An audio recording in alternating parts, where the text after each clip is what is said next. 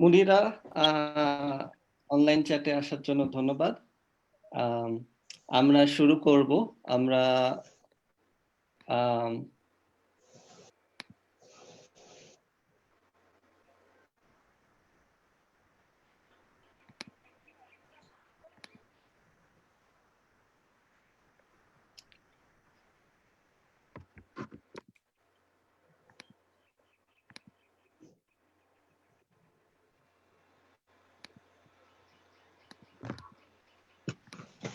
এগুলো করে দেবো।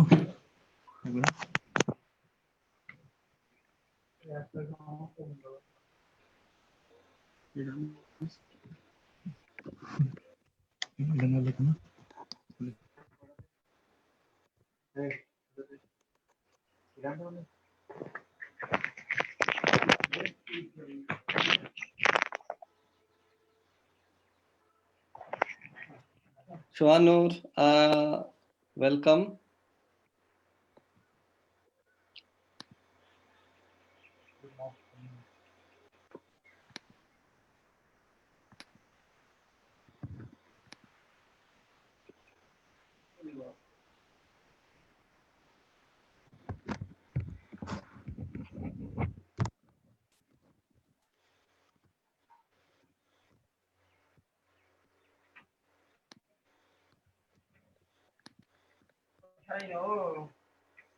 ওকে, তাহলে আমরা চালু করছি। সমস্ত যারা ভিউয়ার্স আছেন, যারা স্পিকার আছেন, সাউথ এশিয়া সোশ্যাল চ্যাটে আসার জন্য ধন্যবাদ। আমার নাম শিবায়ন। আমি 350 based in নেপাল।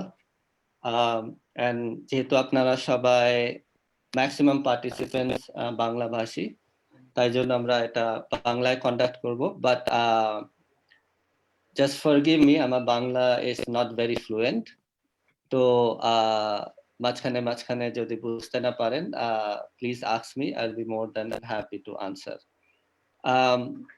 যারা বন্ধুরা আছেন, যারা এখানে ঠিকমতো কানেক্ট করতে পারছেন না, আপনাদের এটা বলে রাখি যে আমাদের ফেসবুক পেজ 350 সাউথ এশিয়াতে এটা লাইভ সম্প্রচারণ হচ্ছে। আপনারা ওখান থেকেও দেখতে পারেন। কোনো যদি কোয়েশ্চেন থাকে, আপনারা ওখানেও কমেন্টে পোস্ট করতে পারেন। তো আমরা ওই কোয়েশ্চেনটাও আমরা স্পিকারদের কাছে রাখবো। আর লাস্ট 10 মিনিটস আমরা সেশন ওপেন করব, যেখানে আপনারা স্পিকারদের কাছে কোনো কোয়েশ্চেন রাখতে পারেন।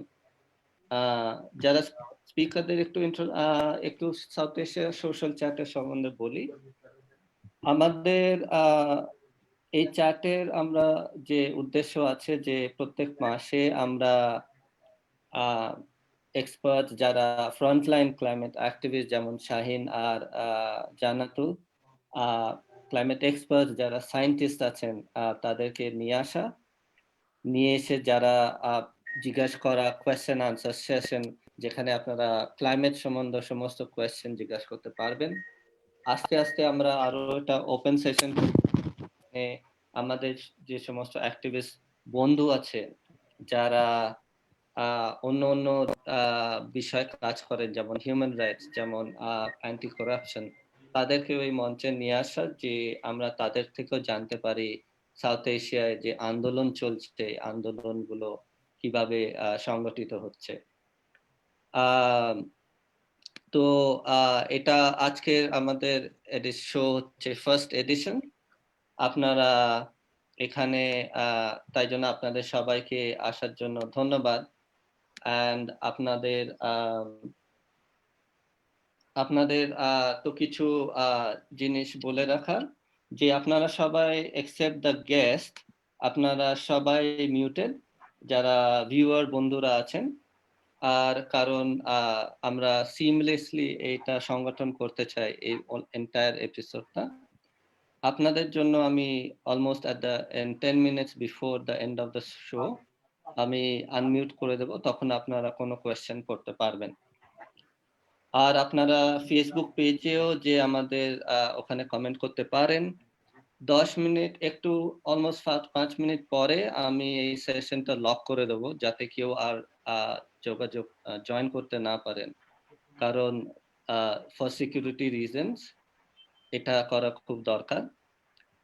ইন কেস আপনার কোনো বন্ধু আছে যারা জয়েন করতে চান তাদেরকে আমাদের ফেসবুক পেজ 350 সাউথ এশিয়া পাঠিয়ে দেবেন, ওখানে সিমলেসলি ট্রান্সমিট হচ্ছে। Now coming to this session, Voices from the Frontline of Climate Change in Bangladesh. এর উদ্দেশ্য হচ্ছে আমরা জানি যে 2 সপ্তাহ আগে সাইক্লোন আম্ফান বাংলাদেশের উপকূলে আর ইন্ডিয়ার উপকূলে আছড়ে পড়ে। এটা almost like this is a super cyclone and এটা সবচেয়ে স্ট্রংগেস্ট সাইক্লোন যেটা বাংলাদেশে এবং কলকাতায় আছড়ে পড়ে। এবং আমরা এর ড্যামেজ দেখেছি যে লাইক গ্রামের পর গ্রাম বসতির বসতি এটা একদম উপরে দিয়েছে। কলকাতার আমি কারণ আমি কলকাতায় যাওয়া আসা করি, যেহেতু আমি ইটস ভেরি নিয়ার বাই, ওখানে অলমোস্ট 1 সপ্তাহ ধরে কোনো কারেন্ট পাওয়ার ছিল না, কারণ গাছ উপরে পুরো সমস্ত পাওয়ার নষ্ট হয়ে গেছে, ইলেকট্রিসিটি ওয়াজ ড্যামেজ। এটা হচ্ছে কলকাতার কথা। কলকাতা হচ্ছে একটা শহর, আর যেখানে শাহিন আর জান্নাতুল থাকে ওখানকার অবস্থা তো আরো খারাপ। আমি ওদের কাছে একটু পরে জিজ্ঞাসা করব কি কন্ডিশন। তো ভেরি কুইকলি আমি ইন্ট্রোডাকশন দেব। জান্নাতুল মোয়া একজন women's rights activist, Bangladesh Satkhira থেকে। উনি সিঙ্গেল ইউজ পলিব্যাগ যেটা প্লাস্টিক ইউজ তার এগেনস্টে উনি মুভমেন্টে উনি শুরু করেন। জান্নাতুল is also part of Fridays for Future Bangladesh. জান্নাতুল অনেক ক্লাইমেট রিলিফ এফার্ট নিয়েও কাজ করছেন।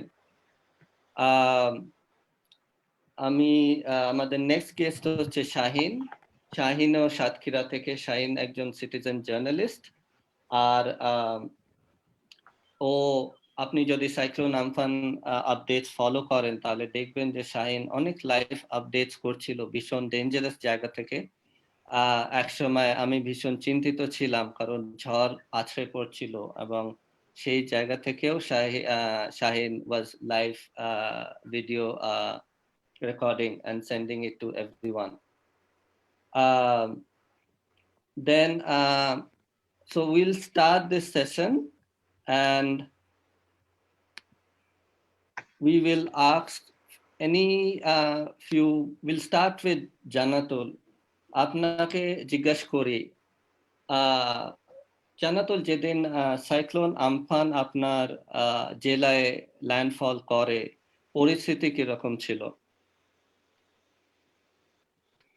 প্রথমেই সবাইকে পরিবেশ দিবসের শুভেচ্ছা। আজকে বিশ্ব পরিবেশ দিবস।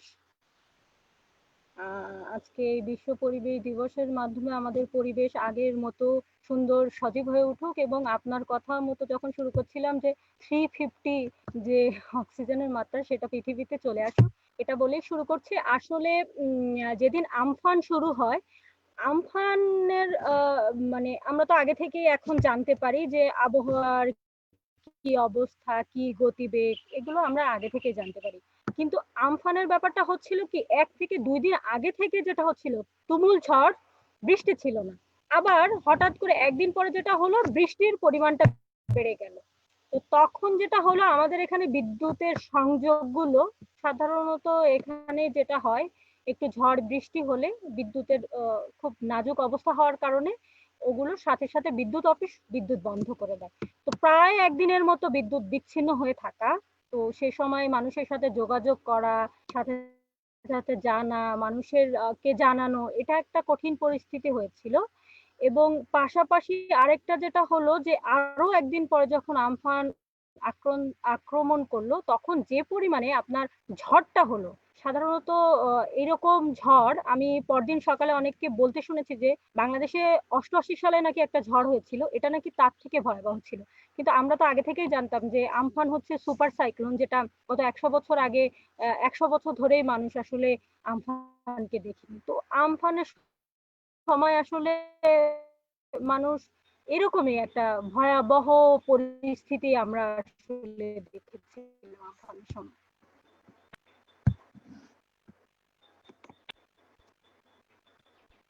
আহ, যারা যারা ভিউয়ার বন্ধু আছেন তাদেরকে বলে রাখি যে আমরা যে ক্ষেত্রে কাজ করি, বাংলাদেশ, ইন্ডিয়া, নেপাল, এখানে ইন্টারনেট স্পিড ভীষণ কম। আমরা একটা ডিজিটাল ডিভাইডের মধ্যে আছি। তো যদি কোনো সময় আপনারা স্পিকারদের শুনতে না পারেন, তো this will be the reason. Just আমাদের সাথে সহায়তা করুন, কারণ এটা তো সবারই problem. Jannatul, I lost you for a second. যদি আপনি কিছু রিপিট করতে চান, করতে পারেন।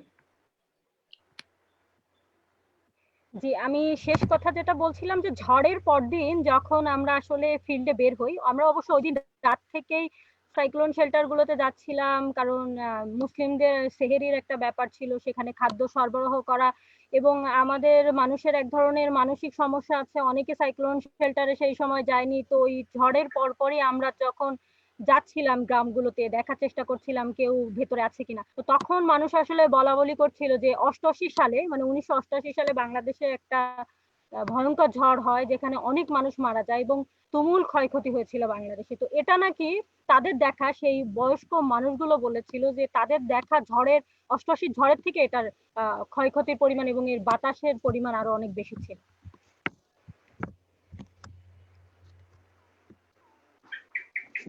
ধন্যবাদ জান্নাতুল। আমার সেম কোয়েশ্চেন শাহিন আপনাকে। আপনি তো ওই দিন যেদিন সাইক্লোন আমফান ল্যান্ডফল করে বাংলাদেশে, তার আগে থেকে আপনি যে ড্যাম এম্বাঙ্কমেন্ট ছিল তাই তাদেরকে বাঁচানোর জন্য গ্রাম অন্য অনেকের সাথে আপনি কাজ করছিলেন। আহ আপনি সাইক্লোন আমফান যেদিন ল্যান্ডফল, আপনি কি দেখেন? ধন্যবাদ আপনাকে। আহ, যেদিন সাইক্লোন আমফান এই উপকূলে আঘাত হানে তার বেশ কয়েকদিন আগে থেকেই কিন্তু বৈরী আবহাওয়া ছিল। গুড়ি গুড়ি বৃষ্টি হচ্ছিল এবং দমকা হাওয়া। তো এটা হওয়ার হতে থাকে। তো একটা সময় যখন এই ল্যান্ড করে এই ঘূর্ণিঝড় আমফান, তো আমি তার আগে থেকে বিভিন্ন সোশ্যাল যে সংগঠন আছে বা যে সিপিপি বা অন্যান্য যে সকল ভলেন্টিয়ার আছে তাদের সাথে গ্রামে গ্রামে মানুষদেরকে সচেতন এবং তাদেরকে আশ্রয় কেন্দ্রে নিয়ে যাওয়ার জন্য আমি কাজ করি। তো একটি বিষয় বলে রাখি যে সুন্দরবন, তারপরে বঙ্গোপসাগর, তারপর সুন্দরবন এবং তারপর পরে আমাদের এই গ্রাম। তো আসলে যে কোনো প্রাকৃতিক দুর্যোগ আঘাত হানলেই কিন্তু আসলে প্রথমেই আঘাত করে আমাদেরকে, কারণ আমাদের বুকের উপর দিয়েই অন্য আহ, জায়গায় আসলে চলে যায়। তো ওই দিন আসলে গুড়ি গুড়ি বর্ষা হচ্ছিল, সাথে দমকা হাওয়া। আরেকটা জিনিস জানাতে চাই যে পানির উচ্চতা, নদীতে যে স্বাভাবিক পানি থাকে তার উচ্চতা কিন্তু আসলে 8 থেকে 10 ফিট বৃদ্ধি পেয়েছিল। তো ওই যেদিন আসলে ল্যান্ড করে বাতাস কিংবা এই যে ঝড়, এটা নিয়ে আসলে মানুষ কিন্তু চিন্তিত ছিল না। মানুষ আসলে যেটি নিয়ে চিন্তিত ছিল সেটি হলো এই উপকূলীয় অঞ্চলের নাজুক বেড়িবাঁধ। কারণ তারা এটুকু বিশ্বাস করেছিল বা এটুকু আস্থা পেয়েছিল যে ঝড়ে তাদের আসলে কোনো রকম ক্ষয়ক্ষতি করতে পারবে না। কিন্তু যদি বেড়িবাঁধ ভেঙে যায় তাহলে এই উপকূলীয় অঞ্চল প্লাবিত হবে এবং এই যে আহ, উপকূলীয় অঞ্চলে 2009 সালে যে আইলা আঘাত এনেছিল, তারপরে মানুষ কিন্তু অল্প অল্প করে সংগ্রাম করে এই প্রকৃতির সাথে যুদ্ধ করে কিন্তু টিকে ছিল এবং এখানে ফসল বা অন্যান্য সবকিছুই কিন্তু হচ্ছিল। সেটা প্রকৃতি কিন্তু আবার তার রূপে ফিরে আসছিল। কিন্তু মানুষ যেটি নিয়ে আসলে উৎকণ্ঠায় ছিল সেটি যে বেড়িবাঁধ। আমরা সর্বসাকুল্য অনেক মানুষ আসলে সাইক্লোনটারে নিয়ে যেতে সক্ষম হলাম এবং একটা পর্যায়ে আসলে এই দুপুর বেলা আমি যখন আসলে লাইভে ছিলাম এবং মানুষকে দেখাচ্ছিলাম যে কিভাবে তারা বেড়িবাঁধ রক্ষার জন্য আসলে প্রাণপণ চেষ্টা করছে। তো তারপর কিন্তু একটা পর্যায়ে এখানকার জনগণ বা স্থানীয় জনপ্রতিনিধি তারা কিন্তু তারা হাল ছেড়ে দিয়ে চলে আসে যে তারা এটা মেনে নেয় যে আমাদের দ্বারা সম্ভব নয় এবং আমরা প্লাবিত হব। যথারীতি আমিও চলে আসি, সেখান থেকে আসলে কেউ ছিল না। এসে মোটামুটি ঘরের যে বাড়িতে যে ব্যাগ অলরেডি প্যাক করা শেষ, আমরা কোনো উঁচু জায়গায় চলে যাব। তো এমন সময় আসলে এই সিচুয়েশনে আসলে ওই দিনটি কেটেছিল।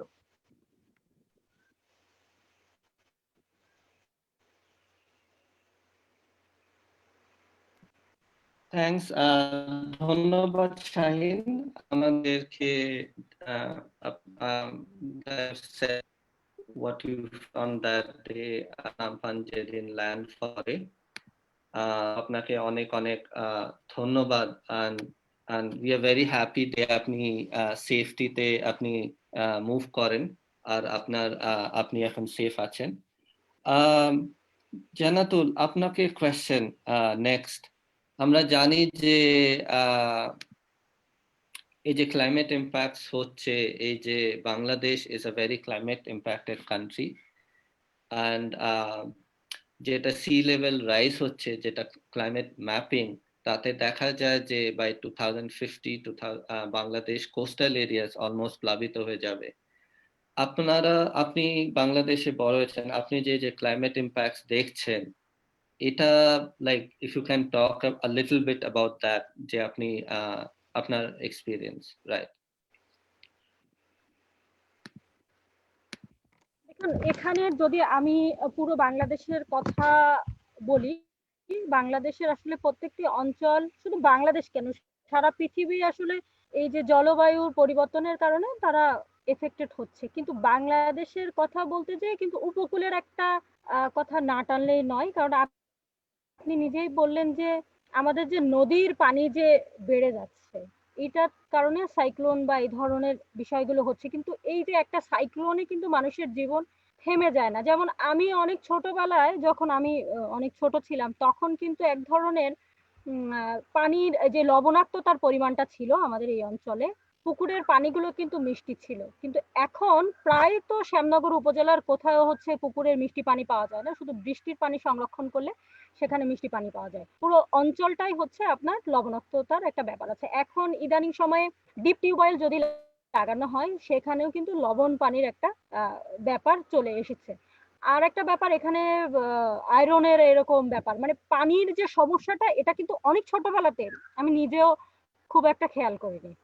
এবং আরেকটা কথা আমি সবসময় বলি যে আমি যখন এই অঞ্চলে বড় হয়েছি, তখন আমার মনে হতো কি যে এটাই বোধহয় প্রকৃতি, এটাই বোধহয় ঠিক আছে। কিন্তু এখান থেকে যখন আমি আরো শহরমুখী হয়েছি, তখন আমি আসলে বুঝতে পারি যে এই অঞ্চলের পানির সমস্যাটা আসলে কি পরিমাণে।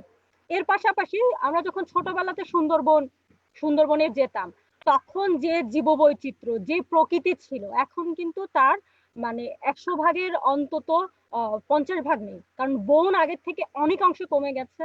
বনের মধ্যে আগে যেমন হরিণ এবং অন্যান্য প্রাণী ছিল, তাদের পরিমাণ কমে গেছে। এমনকি সুন্দরবনের আপনার পানির ভেতরে যে মৎস্য যে ব্যাপারটা ছিল, মৎস্য সম্পদ, অনেক মাছ যেগুলো খুব সহজে এই অঞ্চলের মানুষ পেত, সেগুলো কিন্তু এখন নেই। তাহলে দেখা যাচ্ছে যে এই যে ক্রমান্বয়ে সময়ের পরিবর্তনের সাথে সাথে এই অঞ্চলের মানুষের একটা জীববৈচিত্র্যের পরিমাণ নষ্ট হচ্ছে, জীববৈচিত্র্য নষ্ট হচ্ছে, সাথে সাথে প্রকৃতি নষ্ট হচ্ছে। এর ফলে কি হচ্ছে, আমাদের সাধারণ সমাজে এফেক্ট হচ্ছে। এই যে লবণাক্ততার কারণে এই অঞ্চলের প্রত্যেকটা নারীর তাদের হেলথের সমস্যা, তাদের মেনস্ট্রুয়েশনের সমস্যা, তাদের ইউরিনের ইনফেকশন, এই ধরনের অনেক কাজ করতে আমরা যে দেখি যে প্রত্যেকটা পরিবারে নারীদের এই ধরনের সমস্যার সম্মুখীন হচ্ছে। এমনকি আমাদের সাথে শাহিন আছে আজকে, ও বলতে পারবে শ্যামনগরে প্রায় কিছু বাড়ি পর পর এক ধরনের প্রতিবন্ধী বাচ্চার জন্ম হয়। এবং ওই অঞ্চলটায় মানে এত পরিমাণে অন্য অন্য উপজেলা থেকে প্রতিবন্ধীর বাচ্চার জন্ম বা জন্মহার এত বেশি, তো সেটা একটা ভয়াবহ ব্যাপার। তো এইটা দেখলে বোঝা যায় যে শুধুমাত্র জলবায়ুর কারণে এবং জলবায়ু পরিবর্তনের কারণে, জীববৈচিত্র্য পরিবর্তনের কারণে আমাদের এই অঞ্চলের স্বাস্থ্যগত একটা ঝুঁকি বেড়ে যাচ্ছে। তার সাথে সাথে প্রকৃতি নষ্ট হওয়ার কারণে যেটা হচ্ছে, আমাদের যে আগে যে সাইক্লোন বা এই ধরনের প্রাকৃতিক দুর্যোগগুলো আগে যেমন কম ছিল, এখন সেটার পরিমাণে বেড়ে যাচ্ছে। যেমন ধরেন আপনি বুলবুল হলো, বুলবুলের আগে হয়েছিল ফণি, ফণির প্রায় 8 মাস 9 মাসের মাথায় হলো আপনার সাইক্লোন বুলবুল, বুলবুলের প্রায় 6 মাস পরে হলো আমফান। এবং আপনি জানেন যে গতি বলে আরেকটা নতুন সাইক্লোন কিন্তু আমাদের বঙ্গোপসাগরে অলরেডি শুরু হতে চলেছে। সেটা কিন্তু হয়তো এই মাসের 10-11 তারিখে সেটা একটা রূপ নিতে পারে। তো এই যে প্রকৃতির এক ধরনের পরিবর্তন, এটা কিন্তু শুধুমাত্র জলবায়ু পরিবর্তনের কারণে।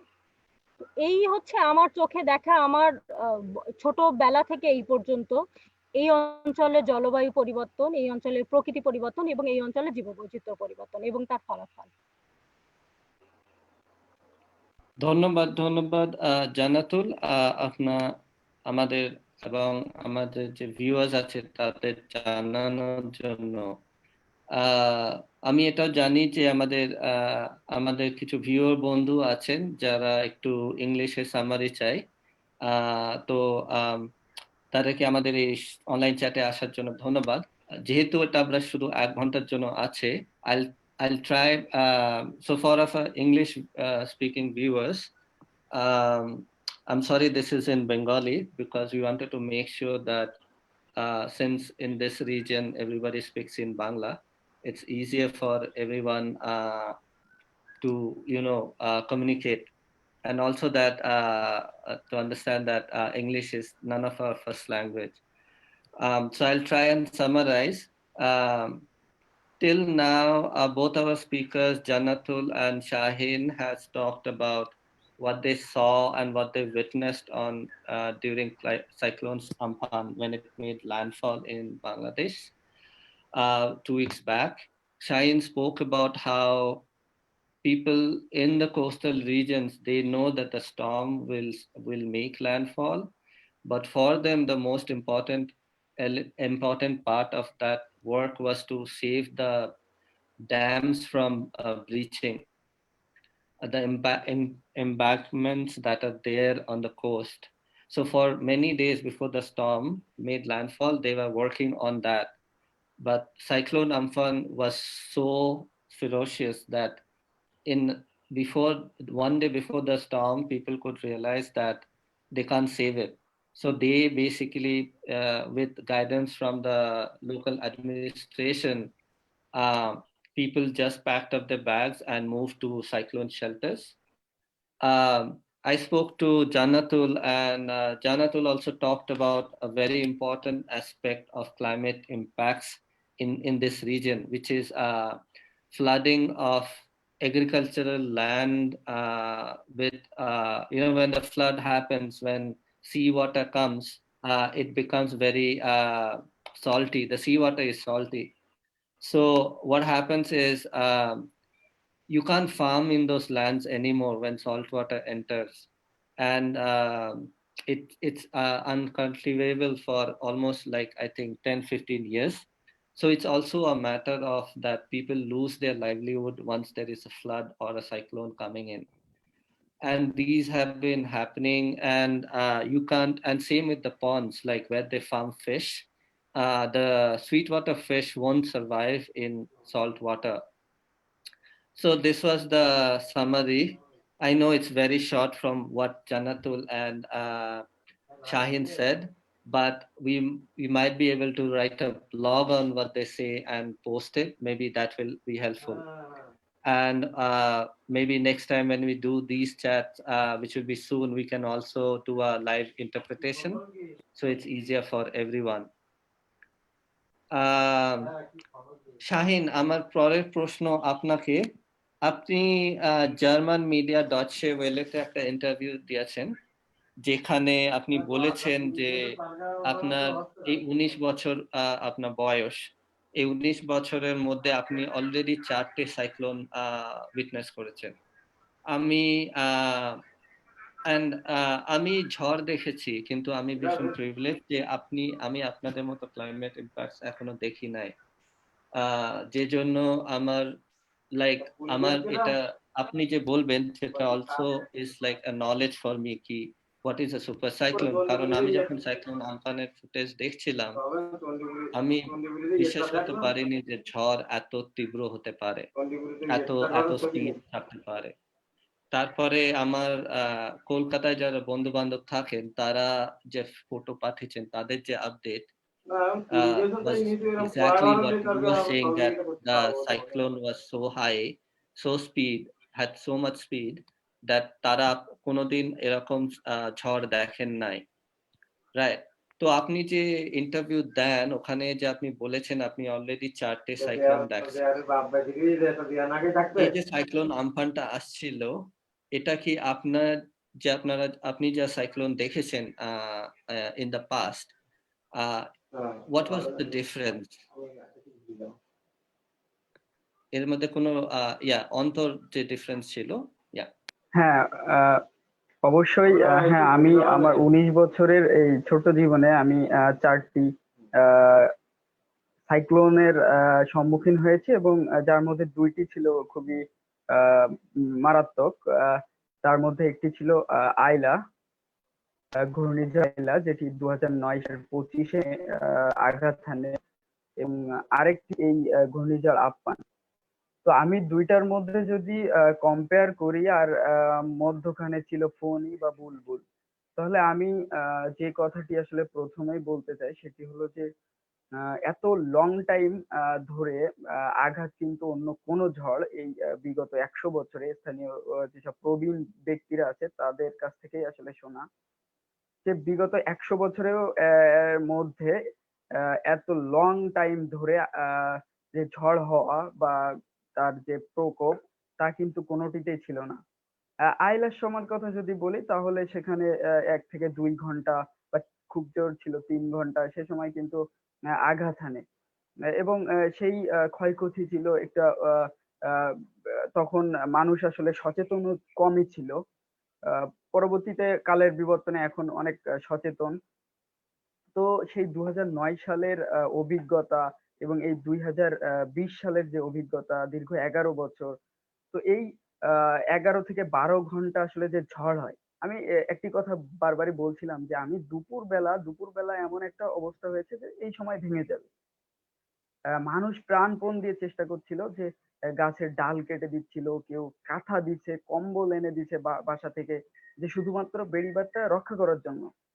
তো এই আ যে পানি বৃদ্ধি পাওয়া, সেই পানি আছড়ে পড়া, এটা কিন্তু যদি ২ ঘন্টা কিংবা ৩ ঘন্টা যাবৎ হতো, তাহলে কিন্তু এই উপকূল অনেকটা প্লাবিত হতো না বলতে পারি। তো যখন একটা মাটির বেড়িবাঁধ এবং জরাজীর্ণ, তাতে যদি সেটা বারবারই যদি প্রেশারের যে ঢেউ বলা হয়, ওটা যদি আঘাত করে সজোরে, তাহলে সেটি আর বেশি সময় কিন্তু স্থায়ী থাকতে পারে না। তো এই পানি উচ্চতা বৃদ্ধি এটিও কিন্তু বেশ সময় ধরে ছিল। আরেকটি বিষয় যদি বলতে যাই তাহলে দুপুরবেলা যে সময় আসলে ভাটা থাকার কথা, নদীর পানি শুকিয়ে যাওয়ার কথা, সেই সময়টি কিন্তু আসলে যে পানি বেড়েই ছিল এবং ৬ ঘন্টা পর যে আবার জোয়ার উঠবে, সেই জোয়ার উঠতে না উঠতে কিন্তু আরো পানি বৃদ্ধি পাওয়া শুরু করে এবং এটি রাত ১১ নাগাদ কিন্তু আসলে আঘাত হানে এবং আ এই যে উপকূলের জরাজীর্ণ বেড়িবাঁধ তা ভেঙে আ প্লাবিত হয় অসংখ্য গ্রাম। তো এই ২০২০ সালের কথাই যদি বলি আর ২০০৯ সালের কথাই যদি বলি, তাহলে কিন্তু এই ১১ বছরের ডিসট্যান্স এ ৯ সালে ২-৩ ঘন্টা প্রকোপ আকার ধারণ করে এবং তছনছ করে দেয়। সে সময় গাছপালা এবং বাড়ি-ঘরের কিন্তু প্রচুর ক্ষয়ক্ষতি হয়। মানুষও মারা গিয়েছিল অনেক। কিন্তু ২০২০ সালে যেটি আমরা দেখেছি বাস্তবে, সেটি হলো প্রচুর গ্রাম বা এলাকা কিন্তু প্লাবিত হয়েছে। সাথে যে বাড়িঘর কিন্তু প্লাবিত হয়েছে, কিন্তু বাড়িঘরের কিন্তু খুব বেশি ক্ষয়ক্ষতি হয়নি। পূর্বের যে বুলবুল, ফণী কিংবা আইলা, এই ৩ টার সাথে আমি যদি কম্পেয়ার করি তাহলে বলতে পারি। আরেকটা জিনিস যেটা বলতে পারি, বিগত যে সর্বশেষ আমপানের পরে যে আগে যে ঝড়টি হয়েছিল বুলবুল। তো এই বুলবুলে কিন্তু প্রচুর গাছ পড়ে গিয়েছিল এই উপকূলীয় অঞ্চলে। বলতে গেলে আ একটা এই উপকূলীয় অঞ্চলের ৯০% গাছ কিন্তু পড়ে গিয়েছিল। অনেক বড় গাছ আমরা দেখেছি পড়ে গিয়েছিল। তো এর মধ্যে এই গাছগুলো পড়ে যাওয়ার ফলে এই ঘূর্ণিঝড় আমপানের ততটা গাছ পড়েনি। কারণ গাছ আগেই পড়ে গিয়েছিল ঘূর্ণিঝড় আ বুলবুলে। তারপরে তো আসলে সেভাবে বেড়ে ওঠেনি। এই সাথে আ ঘূর্ণিঝড় আম্পান তো তার পরপরই চলে আসলো। তো আমরা বলতে পারি যে বুলবুল কিংবা আইলাতে কিন্তু এত গাছ আসলে আ পড়ে যায়নি। তো গাছ আসলে পড়ে যাওয়ার পিছনে যে কারণটি আমি পার্সোনালি করেছি সেটি হলো যে এই গাছগুলো আসলে আমরা লাগাচ্ছি নার্সারি থেকে কিনে।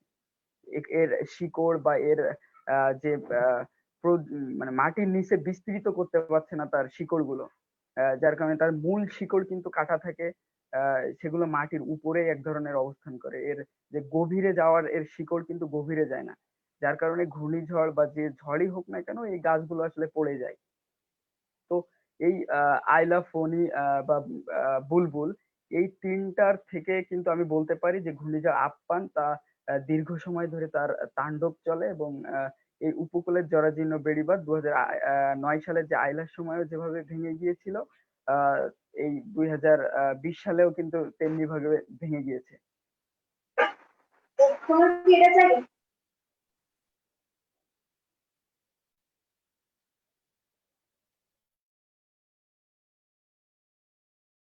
শাহিন, আপনি বলেন। আমি যে আমাদের নতুন গেস্ট আসছে আমি মিউট করে দিচ্ছি, তো কোনো ডিস্টারবেন্স হবে না।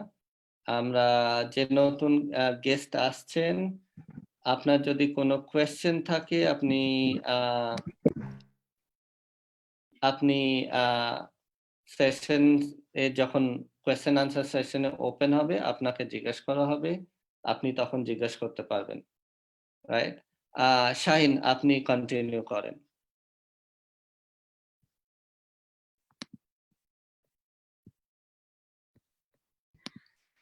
মিউট করে, শাহিন মিউট করে। ওকে, আমি দেখছি, দাঁড়ান।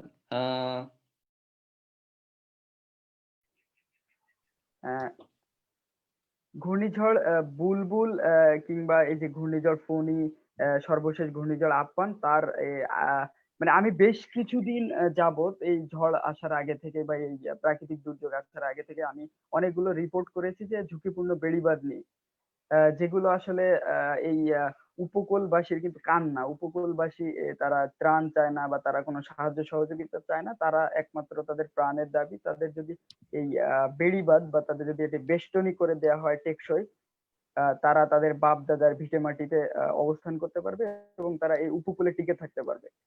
আমরা একটি জিনিস বলতে চাই, সেটি হলো যে আমি গত কয়েকদিন আগে একটি জায়গায় গিয়েছিলাম, সেখানে একজন মানুষের আসলে 3 বার কিন্তু ঘর ভেঙেছে।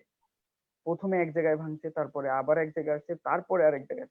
তো এটাই কিন্তু ভাঙতে ভাঙতে একটি সর্বশেষ সুন্দরবনের যে দ্বীপ ইউনিয়ন গাবুরা, শ্যামনগরের সর্বশেষ যে ইউনিয়নটি, এই ইউনিয়নটি একটা সময় ছিল গোল বা বলের ন্যায়, কিন্তু এটি এখন হয়ে গেছে আয়তক্ষেত্রের মতো, যে ভাঙতে ভাঙতে আহ, এটির অবস্থা এখন আর চেনার উপায় নেই।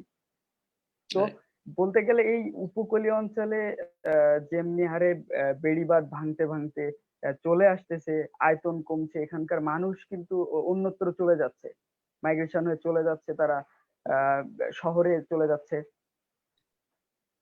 আরো একটি বিষয় বলতে চাই যে এখানের এই যে ঘূর্ণিঝড় আম্পান, তার যে তাণ্ডব, কয়েকটি এলাকা এখনো প্লাবিত। তো তারা কিন্তু 4-5 কিলোমিটার বাদ দিয়ে দেখা গেল কয়েকটি গ্রামকেই তারা নদীতে ফেলে দিয়ে আরো কয়েকটি গ্রামকে বাঁচানোর জন্য বরাবর তারা চেষ্টা করছে। তো এই যখনই প্রাকৃতিক দুর্যোগ আসে তখনই কিন্তু আসলে অনেক মানুষ যেমনি ঘর ছাড়া হয়ে যায়, ভিটে মাটি হারিয়ে ফেলে, তেমনি এই ঘর ভিটে মাটি হারিয়ে ফেলার ফলে তারা কিন্তু অন্যত্র চলে যাচ্ছে এবং এই জনবসতি কমছে। হ্যাঁ,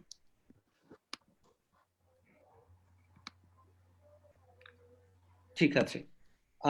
আমরা শাহিনের কাছ থেকে শুনলাম এতক্ষণ পর্যন্ত। আমি বিন্দু, সরি, জান্নাতুল, আই থিঙ্ক আপনি, আপনার কানেকশন ফিরে এসছে। আপনাকে কোয়েশ্চেন করব, তার আগে আমি ছোট্ট সামারি করে নিই ইংরেজিতে, যেটা শাহিন ভাই বললেন। So what Shahin has been talking, that what Shahin said is that this storm, Cyclone Amphan, is one of the strongest storm that he has seen of all the storms that he has seen in his life, which is just 19 years.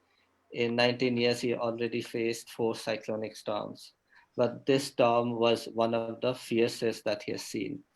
And he also shared with us a story that basically people in the village were actually running to get whatever they could get so that they can save the the dam embankments, like clothes, blankets or whatever, because for them saving, making sure that the dams don't breach was very important, because when the dams breach, the salt water come in. But as we can see that it was not possible. Um, and Shaheen has also talked about, in general, about how the storm actually affected his village and also the neighboring areas. And even though the storm, it's been 2 weeks, but many of the areas and villages are still flooded. There's still water inside the village. And also families he talked about who have already changed their house. Like this is their third house that has been damaged due to a storm. Literally on the edge of Sundarbans, they're struggling. And Sohanur, আপনার যেটা বললেন, it is very true. আমি যখন সুন্দরবন মোংলা এরিয়ায় visit করি, আমি একটা গ্রামে গেছিলাম যেখানে যেদিন আমি উনি পরিবারকে যাদের কাছে যাই, তারা অ্যাকচুয়ালি তখন তো স্টর্মও ছিল না, কোনো ঝড় ছিল না, বাট হাই টাইডের সময় তাদের বাড়িতে জল ঢুকে যায়। তাদের যে মেকশিফট ছোট ড্যাম তারা চেষ্টা করছিলেন বানানোর, যেটা যে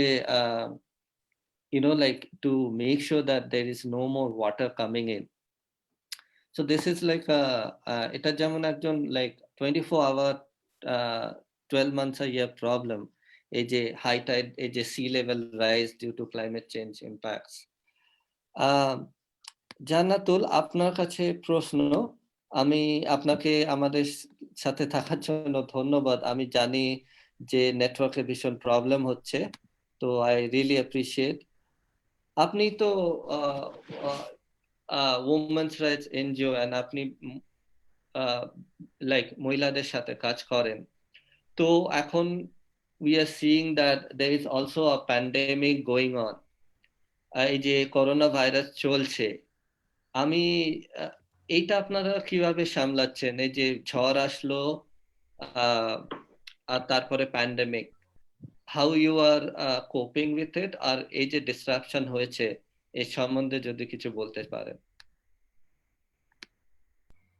আসলে সামলানো বলতে সামলাতে গিয়ে আসলে পারছি কিনা সেটাও একটা ব্যাপার। আসলে পারছি না, তবুও মানুষ বা নারীরা পরিবেশের সাথে নিজেদেরকে খানিকটা সমঝোতা করে চলছে, এটাই হচ্ছে ব্যাপার। দেখেন, করোনা যখন শুরু হলো, করোনার পর থেকে আমরা কিন্তু গার্ডিয়ানে একটা রিপোর্ট দেখেছিলাম। সেই রিপোর্টে স্পষ্ট করে বলা হচ্ছিল যে পৃথিবীর অনেক দেশে, তখন কিন্তু এটা খুব ফলাও করে বলা হয়নি, কয়েকটা দেশে জরিপ করে তারা এইটা বললেন যে সাধারণত করোনা কালীন সময়ে যে সমস্ত নারীরা ঘরে থাকছেন তারা এক ধরনের ভায়োলেন্সের শিকার হচ্ছে। এবং যখন এই জিনিসটা আমরাও বুঝতে পারছিলাম, কারণ আমরা জানি যে এমনি ডোমেস্টিক ভায়োলেন্স যেগুলো হয় সেগুলো তো সাধারণত হয়নি। তো ঘরে যখন থাকছে একটা পুরুষ, যখন ধরেন যে পুরুষটা সারাক্ষণ নির্যাতন করে, সে ধরেন 6 মাস 8 মাস বাইরে থাকে, সে আসার পরে নির্যাতন করলো, কিন্তু এই পুরুষটা যখন দিনের পর দিন একই সাথে থাকছে, তো সেই সময় একটা ভায়োলেন্স হবে এরকম কিন্তু আমরা শঙ্কা করছিলাম। কিন্তু গার্ডিয়ানে যখন রিপোর্টটা হয় তখন কিন্তু সবাই নড়ে চড়ে বসে, এবং তখন তখন এটা নিয়ে বুঝতে চায় এবং কাজ করতে শুরু করে যে হ্যাঁ, এই যে সময়টা চলছে করোনার ক্রাইসিস, এই পরিস্থিতিতে নারীদের এক ধরনের ডোমেস্টিক ভায়োলেন্সের শিকার হচ্ছে। এর পরপরই হলো আপনার সাইক্লোন আমফান। আমফানের ক্ষেত্রে তো আরো বিষয়টা ছিল অনেক ভয়াবহ, ট্যাকেল করাটাই ছিল সমস্যা। যেমন আমাদের এখানে যদি সাইক্লোন শেল্টার গুলোর কথা বলি, এখানে যে সাইক্লোন শেল্টার গুলো ব্যবহার হয় সেটা হচ্ছে দীর্ঘদিন পুরনো স্কুলগুলো, ধরেন একটা স্কুল আছে, সেটা সিস্টেমটা এমন ভাবে করা নিচতলা ফাঁকা, যেন ফ্লাড আসলে ওই নিচতলা পর্যন্ত চলে গেল। ওপরতলার স্কুল ঘরগুলোতে সাধারণত ওই সময়গুলোতে আমাদের মানুষগুলো ওখানে শেল্টার নেয়। এই শেল্টার হাউসগুলো সাধারণত স্কুল থাকে এবং সারা বছর ক্লাস হয়, ওটা তো মেইনটেইন আসলে মানুষের থাকার জন্য হয় না। এবং যখন সাইক্লোন শুরু হয় তখন থাকে না বিদ্যুৎ, এবং আপনি দেখবেন যে একটা কিন্তু অন্ধকার, একটা ঘুটঘুটে ব্যাপার কিন্তু তৈরি হয়।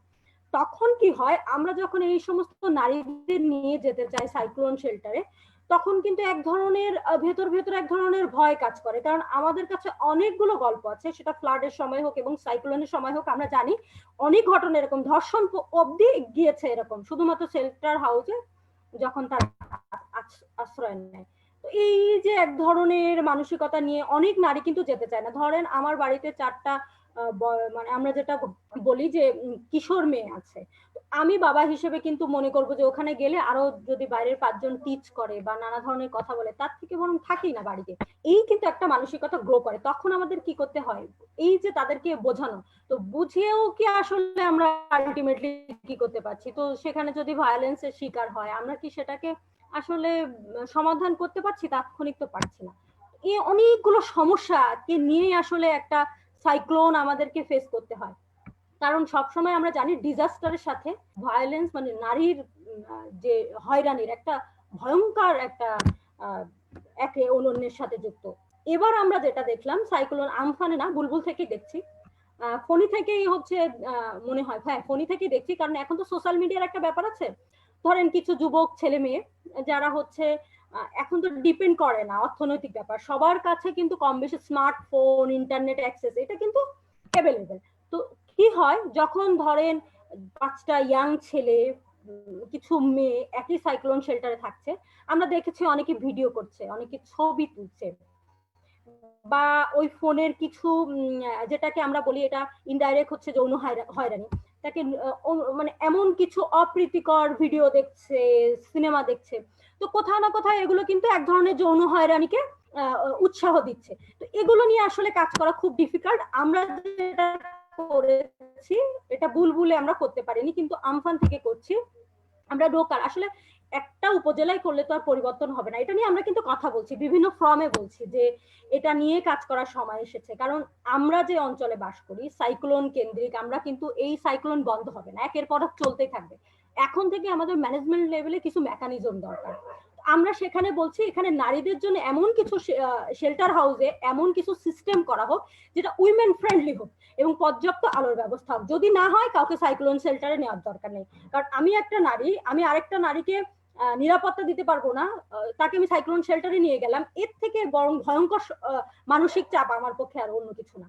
এটা আমরা বলছি। যেমন এবার বুলবুলে আমরা বলতে পেরেছিলাম আমাদের লোকাল, যখন আমাদের আপনি জানেন যে একটা সাইক্লোন আসলে একটা দুর্যোগ ব্যবস্থাপনা কমিটির একটা মিটিং হয়, তো সেই মিটিং এ আমরা বলেছিলাম যে আপনাদের এটা নিশ্চিত করতে হবে, যদি নিশ্চিত না করতে পারেন কোনো অপ্রীতিকর ঘটনা ঘটলে আমরা কিন্তু ভয়ঙ্কর স্টেপ নেব, আমরা কিন্তু সেই ধরনের আন্দোলন করব। তো তারা কিছুটা হলেও চেষ্টা করেছে। এবার কি করলো, নারীদেরকে একটা আলাদা রুমে এবং পুরুষদেরকে একটা আলাদা রুমে, এবং ফ্যামিলি পার্সন যদি পাশাপাশি 3টা ফ্যামিলির লোক একটা হয়, তো একটা ফ্যামিলি রিলেটেড লোকটা একটা রুমে রাখার চেষ্টা করেছে। তো এই ধরনের সমস্যার আমরা সম্মুখীন হচ্ছি এবং নতুন নতুন বিষয়গুলো আসলে চোখের সামনে ভাসছে, নতুন নতুন বিষয়গুলো চোখের সামনে আসছে এই সাইক্লোন এবং নারী সংক্রান্ত। জি,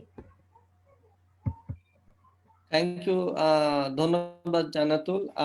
আমাদের এই যে আর একটা অ্যাসপেক্ট আছে যে women safety in cyclone shelters, এটা নিয়ে বলার জন্য আমি ছোট সামারি করব আপনি যেটা বলেছেন ইংরেজিতে। তো we were chatting with Janatul works with women's rights and also runs a women's rights NGOs. So I wanted to ask with him, how are women dealing with this? Is like a double disaster. One is the pandemic, that's coronavirus, and another is the cyclone. So what Janatul told us is that for women, climate impacts are basically more trouble than even for men, because it's also about, because when cyclone strikes a region, woman has to also go to shelter, but again, safety of women in those shelters also are a big problem. There have been cases of harassment of women in shelters in the past. So what Janatul and his nonprofit did was that they lobbied and to the local administration, saying that women should have a separate shelter than men, and that there should be more emphasis on protecting women's safety during in the cyclone shelters, and that this time during Cyclone Amphan, they were a bit successful, but also that there is a lot of more work to do. Which also আপনি যে বলেছেন এই যে cyclone বুলবুল আর cyclone আমফানের কথা, যেটাতে আমার মনে আছে যে 1 বছরের মধ্যে this is the second cyclone that has struck Bangladesh coast. First was in November 2019, cyclone Bulbul, which was also a very strong cyclone, ferocious as well, which did a lot of damage. And এখানে আমরা দেখতে পাচ্ছি cyclone Amphan. আপনার কাছে আমার second question, Shahin, not second, this is the third question, যে no problem. হ্যাঁ, এই যে আমরা দেখছি প্রত্যেকবার যখন সাইক্লোন এই ঘূর্ণিঝড়গুলো আছড়ে পড়ছে বাংলাদেশে, there is a natural barrier or cyclone barrier, Sundarban forest, যেটা আমরা বাঙালিরা বলি সুন্দরবন আমার মা, লাইক ধ্বংস হতে দিব না, রাইট? এই যে অত সুন্দরবনে যে আন্দোলন হচ্ছে, সুন্দরবন তাতে মায়ের আমরা মতো। সবসময় এই গানটা গাই, রাইট? এই যে সুন্দরবন ফরেস্ট, এটা এশিয়ার সবচেয়ে বড় ম্যানগ্রোভ ফরেস্ট, এন্ড বারবার আমরা যদি দেখি যে সুন্দরবন একদম মায়ের মতো এই প্রোটেকশন দিচ্ছে, যে ঝড়টা ফার্স্ট সুন্দরবন আসছে, Sundarban is taking lot of those effects. তারপরে কারণ সুন্দরবন না থাকলে আমরা জানি যে like there be no Bangladesh actually.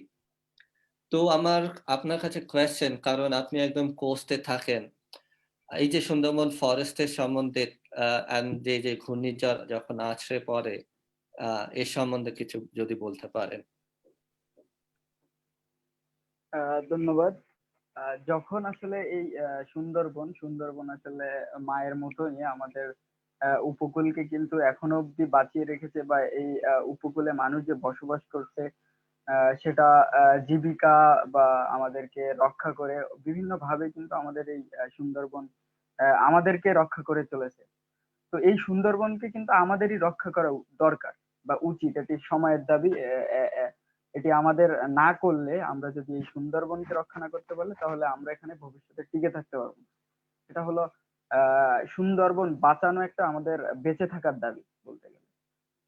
তো এই সুন্দরবনে আসলে সুন্দরবনে গাছ বা সুন্দরবন কিন্তু প্রতিনিয়তই কমে যাচ্ছে, তার আয়তন, গাছের সংখ্যা, সেখানে যে সুন্দরবনে আসলে জীব বৈচিত্র্যের যে বিপন্ন হচ্ছে বলতে গেলে।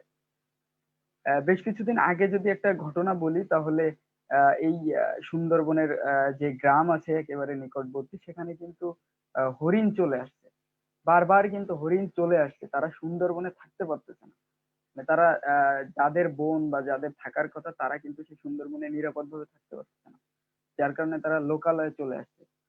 তো এই সুন্দরবনে আসলে যারা সুন্দরবনের উপরে আসলে যারা জীবিকা নির্বাহ করে, মৌয়ালি, বাওয়ালি, জেলে, তো এদেরকে এদের অবাধ বিচরণটা যদি আমরা গভর্নমেন্ট যদি এটা থামাতে পারে, তাহলে কিন্তু একটা সুন্দরবন অনেক অংশেই সুরক্ষিত থাকবে।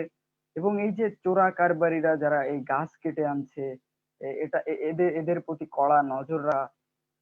আরো একটু যদি বলি, তাহলে এই সুন্দরবনে গাছ লাগানো, আহ, এই একটা জিনিস যদি বলি, তাহলে এই সুন্দরবনের ভিতরে যারা জীবিকা নির্ভর করে সুন্দরবনের উপর নির্ভর থেকে, এরা প্রতিনিয়ত আসলে সুন্দরবনকে ক্ষতি করে চলেছে। অনেকে হয় কি বাস্তব যে বিষয় দেখি আমরা, অনেকেই গভর্নমেন্টকে বলে যে আমরা মাছ শিকারে যাচ্ছি। তো হ্যাঁ, সে মাছ শিকারে যায়, প্রথমত অপরাধ সে করে যে সুন্দরবনে যে খালগুলো আছে সেখানে বিষ ছিটিয়ে দেয়, এবং ওই খালটাকে দুই ধার আটকে দিয়ে সে কিন্তু মাছ সংগ্রহ করে। তো এটা যেমন একটা খারাপ করছে সুন্দরবনের প্রতি, তেমনি অনেকেই যাচ্ছে, তারা মাছ সংগ্রহ করার পাশ নিয়ে যাচ্ছে, যে তারা কিন্তু কাঠ সংগ্রহ করে নিয়ে আসছে। তো এভাবে কিন্তু অচিরে ধীরে ধীরে কিন্তু ধ্বংস হচ্ছে ভিতরে। আমরা যখন সুন্দরবনে গিয়েছি, আসলে সুন্দরবনে কতবার গিয়েছি মানে ঠিক মনে নেই, কারণ ছোটবেলায় মায়ের কোল থেকে আসলে যাওয়া শুরু হয়, তারপর তো এখন অব্দি যেতেই আছি। তো সেই সুন্দরবনে আমরা ভিতরে আসলে বেশি ঢুকতে পারি না, কিন্তু যখন আমরা দেখি যে কোনো উঁচু বিল্ডিং বা উঁচু ড্রোনের শট, আমরা ভিতরে দেখি ফাঁকা, ভিতরে গাছ নেই, কিন্তু বাইরে দিয়ে কিছু গাছ আছে, সবাই মনে করে না বন তো ঠিকই আছে। তো এটা একটা বিষয়। আরেক বিষয় হলো যে দীর্ঘদিন এই বিগত কয়েকদিন ধরে যে বিষয়টি আমি লক্ষ্য করছি, যে এই সুন্দরবন থেকে হরিণ বেরিয়ে আসছে, তার পেছনের কারণটা যদি আমি দেখি, তাহলে এই মৌয়ালিরা তাদের অবাধ বিচরণ কিন্তু সুন্দরবনের, তারা তারা মধু সংগ্রহ করতে যাচ্ছে, মধু কোথাও পাচ্ছে কোথাও পাচ্ছে না, তারা কিন্তু পুরো সুন্দরবনটা তছনছ করে দিচ্ছে বিভিন্ন জায়গায়, এবং এই তাদের আক্রমণ বা তাদের জায়গায় হামলা চালানোর কারণে তারা আহ গ্রামে চলে আসছে তাদের জীবন বাঁচানোর জন্য। তো আহ এভাবেই সুন্দরবনকে আমরা ধীরে ধীরে কিন্তু নষ্ট করে ফেলছি, আমাদের সম্পদ কিন্তু আমরা রক্ষা করতে পারছি না। বন বিভাগ যথাযথ যদি উদ্যোগ নিত বা যথাযথ তৎপর থাকতো, তাহলে একটু কমিয়ে আনা সম্ভব হতো। আরেকটি জিনিস যদি বলা হয়, তাহলে এই সুন্দরবন যে আমাদের যে উপকূল, সুন্দরবনে কিন্তু প্রতিনিয়ত এই যে ভাঙন, যেটি আমাদের এলাকার যে ভাঙন সৃষ্টি হয়েছে, তেমনি কিন্তু সুন্দরবন প্রতিনিয়ত তার আয়তন হারাচ্ছে, নদী বেড়ে যাচ্ছে ভাঙতে ভাঙতে, গাছপালা ভেঙে পড়ে যাচ্ছে।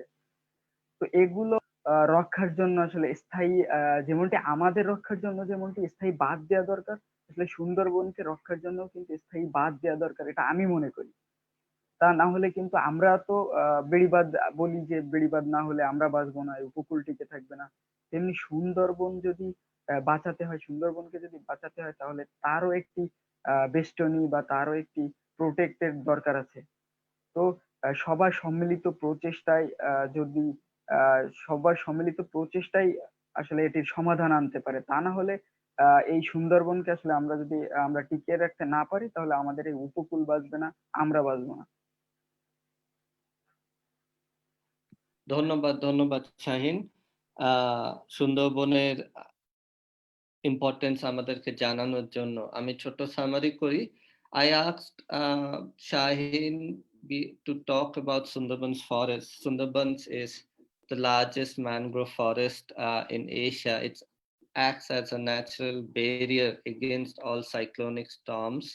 Without Sundarbans, uh, there'll be much more damage than what it is now due to any cyclones that makes landfall in Bangladesh. And what Shaheen told me is that it is true because Sundarbans has been act as like it's a mother for all people on the Bangladesh coast and near Sundarbans. Sundarbans is like a mother figure who protects their children from all dangers. Without Sundarbans, there'll be the storms will be really more damaging. Yeah, he also talked about how Sundarbans is getting damaged, and also that there should be more government activities to save the forest from further damage. Because without the forest, if there is no forest, cyclones will devastate Bangladesh. Quickly to both of you, Shaheen and Janatul. Um, we know that আমরা জানি যে আপনাদের দুজনকে এই কোয়েশ্চেনটা আছে, যে answer করতে চাইবেন করতে পারেন, যদি আনসার না করতে চান ইটস ফাইন। আমি জানি ইট মাইট বি ডিফিকাল্ট, বাট আমার কোয়েশ্চেন হচ্ছে যে আমরা দেখেছি যে এই যে ক্লাইমেট চেঞ্জ ইম্প্যাক্টস হচ্ছে, আমরা যে ফসিল ফুয়েল, কয়লা, তেল, গ্যাস, এত জ্বালানির আমরা ইউজ করছি, যে যে জন্য এই যে সাইক্লোনিক স্টর্মস গুলোর ফ্রিকোয়েন্সি বাড়ছে, এদের আর মোর ড্যামেজিং। আমরা এটাও দেখতে পাচ্ছি যে sea water is rising because আপনার যে গ্লেশিয়ার্স আছে, যাতে আপনি যদি হিমালয়ান গ্লেশিয়ার বলেন কি আর্কটিকের গ্লেশিয়ার বলেন, the snow is melting much faster.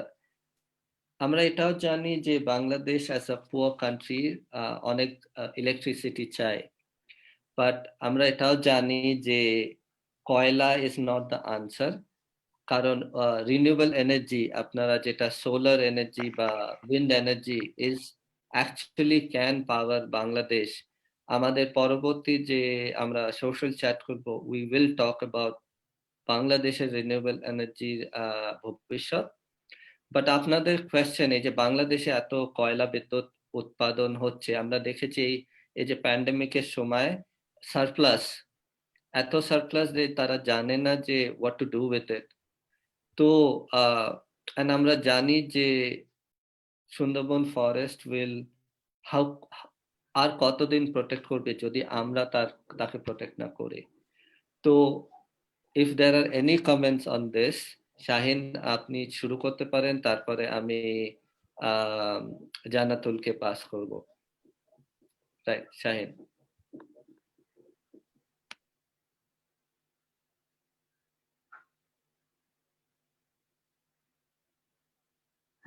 আপনি যেটা বলছিলেন যে জল পরিবর্তনের প্রভাব আমাদের এই কার্বন নিঃসরণ বা বিভিন্ন কলকারখানা বা ফ্যাক্টরি যে আমরা তৈরি করছি, তাতে আমাদের এই দেশ বা আমাদের এই উপকূল সব মিলে আসলে পরিবেশ বিপর্যয় কিন্তু প্রতিনিয়তই ঘটছে এই কার্বন নিঃসরণ বা বিভিন্ন জ্বালানির বিদ্যুৎ জ্বালানির মাধ্যমে।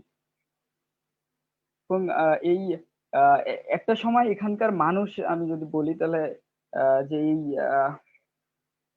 হ্যালো, আপনাকে শুনতে পাচ্ছি, বলুন আপনি।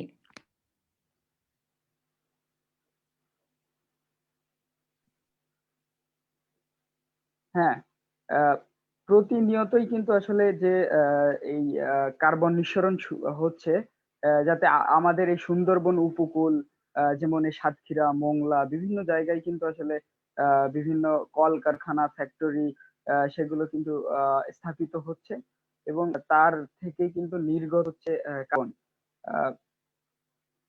এবং যা এই পরিবেশের উপর মারাত্মকভাবে প্রভাব ফেলছে।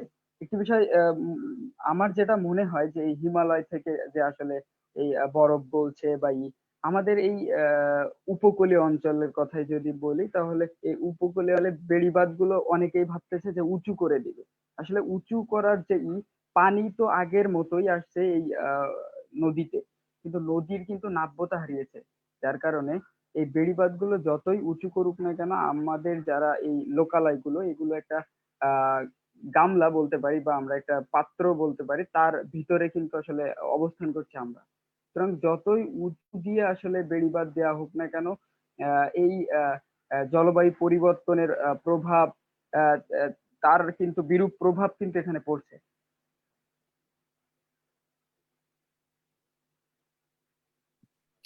Right, thank you Shahin. Jannatul, আপনার কমেন্ট। আসলে আপনি যে প্রশ্নটা করলেন, এই প্রশ্নটার উত্তর দেওয়াই তো সব থেকে কঠিন ব্যাপার। কারণ কি, পৃথিবীতে যারাই কার্বন উৎপন্ন করে তারাই ভয়ঙ্কর ধনী, তারাই ভয়ঙ্কর রাজনীতি নিয়ে চলে, তারাই আপনার মুখকে যে কোনো সময় বন্ধ করে দেবে। এটা খুবই বাস্তবতা। বাংলাদেশের প্রেক্ষাপটে দেখেন কয়লার দাম কিন্তু অনেক কম। এখন ঘটনা যেটা ঘটছে যে এই দাম কম হওয়ার কারণে পৃথিবীর অন্যান্য দেশ কিন্তু কয়লা দিয়ে বিদ্যুৎ উৎপাদন একদম বন্ধ করে দিচ্ছে। সেখানে বাংলাদেশে আমরা কি করছি, আমরা রূপপুর আণবিক যে বিদ্যুৎ কেন্দ্র তৈরি করছি, আবার আপনি হয়তো জানেন সুন্দরবনের কাছেই হচ্ছে রামপাল একটা বিদ্যুৎ কেন্দ্র করার একটা আমাদের প্রস্তাবনা আছে, অলরেডি কাজ কিন্তু শুরু হয়ে গেছে। বাংলাদেশের যারা পরিবেশ নিয়ে ভাবে তারা কিন্তু দিনের পর দিন বলে আসছে যে এই বিদ্যুৎ কেন্দ্র, এই যে কয়লা চালিত বিদ্যুৎ কেন্দ্র যদি হয়, সুন্দরবন শেষ হয়ে যাবে, আমরা শেষ হয়ে যাব। কিন্তু এই যে ঘটনা তো অন্যখানে কেন্দ্র বিন্দুতে আপনার এখানে রাজনৈতিক ব্যাপার আছে, আপনি তো তাদের এগেনস্টে গেলে আপনার মুখ বন্ধ করে দেবে। তো যা হচ্ছে আসলে এটা আমাদের জন্য সুখকর না। আর শুধুমাত্র বাংলাদেশের জলবায়ু পরিবর্তন হবে এটা তো না, সারা পৃথিবীরই হবে। একটা আণবিক বা একটা কয়লার চুল্লি কিন্তু আলটিমেটলি ওই যে আপনি যেটা বললেন বরফ কিন্তু ঠিকই গলিয়ে দেবে। একটা ইস্যু, কোন দেশের একটা ইস্যু এখন আর দেশের ইস্যু না, এটা কিন্তু একটা আন্তর্জাতিক পর্যায়ের ইস্যু।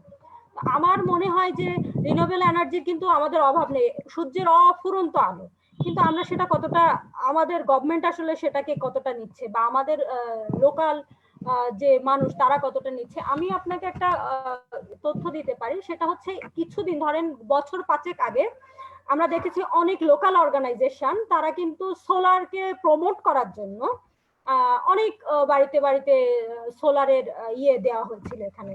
এবং তৃণমূল যেমন শ্যামনগর শাহিনদের যে এলাকা, ওখানে কিন্তু অনেক সোলারের একটা ব্যবসায় হচ্ছিল আর কি। এর সাথে সাথে আমাদের বাংলাদেশে আমরা যেটা বলি যে বাতাসের মাধ্যমে যে বিদ্যুৎটা, তো এটাও কিন্তু আমরা দেখেছি আপনার কক্সবাজার বা ওইখানে ওই অঞ্চলে। কিন্তু হঠাৎ করে কেন জানি এই রিনিউয়েবল এনার্জির ব্যবহারটা একেবারেই বাংলাদেশে বন্ধ হয়ে গেল। মানে এখন তো আমি খুবই কমই দেখি, কারণ আমরা এখন মানে আমাদেরকে হয়তো কোথাও না কোথাও এইভাবে প্রমোট করা হয়েছে যে আমরা আসলেই ওই বিদ্যুতের উপর নির্ভরশীল, আমাদের পর্যাপ্ত বিদ্যুৎ উৎপাদন হচ্ছে এবং বিদ্যুৎ উৎপাদন হবে, আমাদের কোনো রিনিউয়েবল এনার্জি নেই। আমার মনে হয় কোথাও না কোথাও আমাদের আসলে পরিবেশ সম্পর্কে জ্ঞানের ব্যাপারটা আসলে জ্ঞান এর ব্যাপারটা কিনা বা আসলে একটা রাজনৈতিক ব্যাপার কিনা, সেটা একটা ব্যাপার। কারণ আপনি দেখেন যে আমরা যখন আমাদের দেশের প্রতিনিধিরা যখন বিশ্বের অন্য দেশে যে জলবায়ু নিয়ে কথা বলছে, জলবায়ুর ন্যায্যতা চাচ্ছে, একই সাথে আমাদের দেশে কিন্তু এমন এমন কলকারখানা বা এমন এমন উৎস তৈরি হচ্ছে যেমন রামপাল, রূপগঞ্জ, এগুলো কিন্তু আমাদের দেশকে একটা হুমকির মুখে নিয়ে যাচ্ছে। তো প্রশ্নটা আসলেই একটা উত্তর দেওয়ার মানে কঠিন, কারণ এই একটা উত্তরের কারণেই আমাদের হচ্ছে এখানে তোপের মুখে পড়ে যেতে হবে যারা লোকাল অ্যাক্টিভিস্ট। তো তারপরেও আমরা কথা পেলে বলার চেষ্টা করি, কারণ আমি একটা ইন্টারন্যাশনাল একটা অর্গানাইজেশন, সেখানে ক্লাইমেট জাস্টিস নিয়ে আমাদের একটা সেশন হচ্ছিল। তো সেখানে আমি উঠে বললাম হোয়াট অ্যাবাউট রামপাল বিদ্যুৎ কেন্দ্র, হোয়াট অ্যাবাউট রূপগঞ্জ, তো তারা বা হোয়াট অ্যাবাউট কয়লার এই ব্যাপারটা নিয়ে কেন কথা বলছেন না, কেন রিনিউয়েবল এনার্জি নিয়ে? তো তারা তখনই বললো এই বিষয় নিয়ে যখন যদি আমরা কথা বলি আমাদের হয়তো ফিল্ডে কাজের জন্য একটা অসুবিধা তৈরি হবে। তো আসলে তো কেউ চায় না যে ধরেন আমার সংগঠন, আমি এখন এটা নিয়ে যত স্ট্রাগল করি না কেন, আমার যদি গভর্নমেন্ট এখন আমার লাইসেন্স ক্যান্সেল করে, ইভেন ইন্টারন্যাশনাল অর্গানাইজেশন গুলো যদি আমাকে আমার তো কিছু করার নেই। তো সেই কারণে হয়তো কোথাও না কোথাও আমরা না এই এক ধরনের রাজনীতির জালে ফেসে গেছি। তো তবুও আমাদের উচিত এইগুলো নিয়ে আমাদের ভয়েস রেইজ করা, আমাদের আসলে উচিত এইগুলো নিয়ে ভয়ঙ্কর কথা বলা এবং বারবার বলা এবং গভর্নমেন্টের সাথে অ্যাডভোকেসি করা, লোকাল লেভেলে করা, যেন আমাদের অনেক মানুষ যখন সমন্বিত একটা ভয়েস নিয়ে দাঁড়াবে, ধরেন সাতক্ষীরা জেলায় যদি 2 লাখ মানুষ বা পুরো খুলনা বিভাগে যদি 5 লাখ মানুষ দাঁড়ায় যে আমরা এই কয়লা চালিত এগুলো চাই না, তখন কিন্তু আলটিমেটলি পলিটিশিয়ান একটা তোপের মুখে পড়বে। যেমন আমরা দেখেছি গ্রেটার আন্দোলনের ক্ষেত্রে আস্তে আস্তে কিন্তু মানুষ এটা নিয়ে মাথায় নিচ্ছে, জলবায়ু যে পরিবর্তন হচ্ছে এটা কিন্তু মানুষ মাথায় নিতে শুরু করেছে। তো এটা নিয়ে আসলে আমাদের এখন সময় আসলে কাজ করে।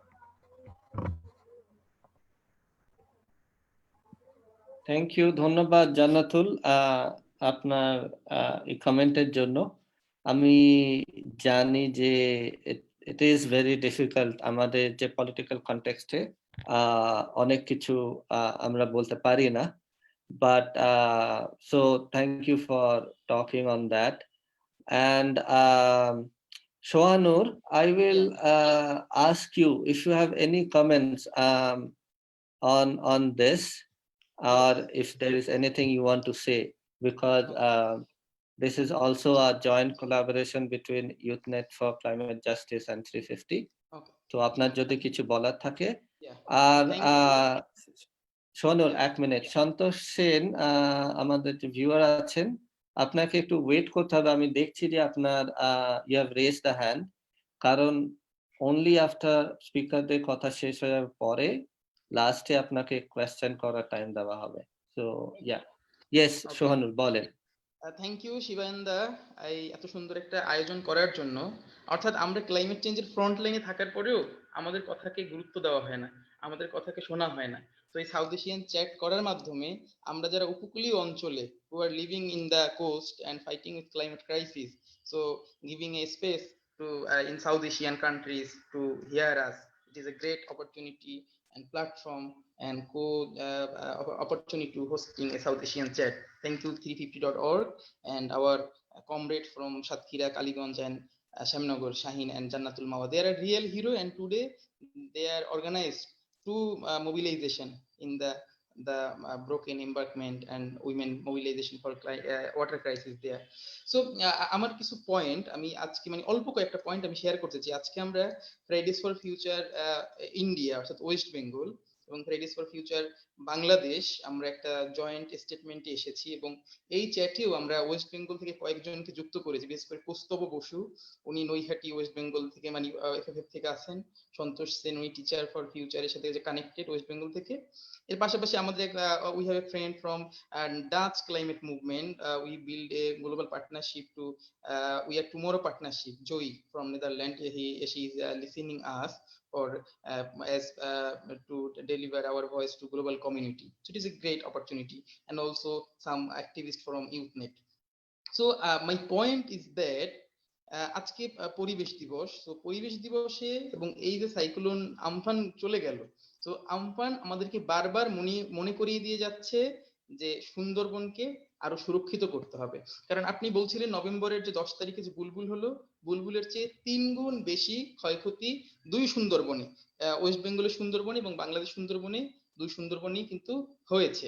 তো দুই দেশের সরকার, ওয়েস্ট বেঙ্গল সরকার এবং আজকে কেন্দ্রীয় সরকারের লোকজন গিয়েছে ওখানে ক্ষয়ক্ষতি নিরূপণ করতে, বাংলাদেশ সরকার নিরূপণ করেছে, কিন্তু ক্ষয়ক্ষতির হিসেবে দেখা যায় কয়টা গাছ ভাঙলো কিংবা পরিকাঠামো বা অবকাঠামো ইনফ্রাস্ট্রাকচারের কত ক্ষয়ক্ষতি হলো, কিন্তু কি পরিমাণ বন্য প্রাণের ক্ষতি হলো, কি পরিমাণ প্রকৃতির ক্ষতি হলো, এখন পর্যন্ত তো সেই ক্ষয়ক্ষতির কোনো পরিমাপ করা যায়নি।